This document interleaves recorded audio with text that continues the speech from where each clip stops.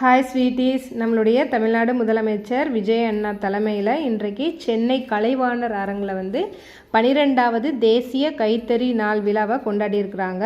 அதில் ஹேண்ட்டெக்ஸ் 2026 கைத்தறி கண்காட்சி என்ற பேரில் கோ ஆப்டெக்ஸ் நிறுவனத்தின் வெற்றித்தறி விற்பனையகம் மற்றும் மின் வணிக தளத்தை நம்மளுடைய விஜய் அண்ணா தொடங்கி வச்சுருக்காங்க. மேலும் அங்கே என்ன நடந்திருக்குன்னா 2025-26 ஆண்டிற்கான சிறந்த நெசவாளர்கள் இருப்பாங்கள்ல, நெசவாளர்கள் வடிவமைப்பாளர்களுக்கெல்லாம் விருது வழங்கி அவங்கள கௌரவிச்சிருக்காங்க விஜய் அண்ணா.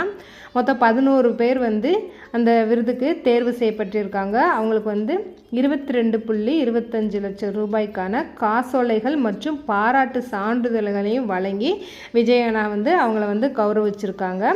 கோ ஆப்டெக்ஸ் நிறுவனத்தை சுற்றி பார்த்துட்டு விஜய் அண்ணாவுக்கும் ஒரு ஷர்ட் எடுத்துருக்குறாங்க. இந்த நிகழ்வை இப்போ நம்ம பார்த்துருக்கோம். இன்றைக்கு காலையிலேருந்தேயுமே சட்டசபையில் நல்ல பரபரப்பான நிகழ்வுகளை எல்லாருமே வாட்ச் பண்ணிக்கிட்டு தான் இருந்தோம்.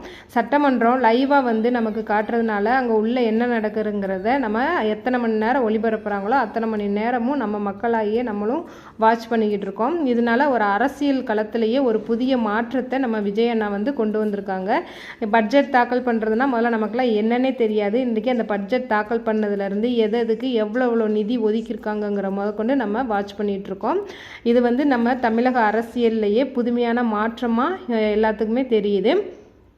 காலையிலேருந்து எதிர்க்கட்சிகள் கேட்ட அவதூறான கேள்விகளுக்குமே சிஎம் விஜய்னா தக்க பதிலடி கொடுத்துருந்தாங்க.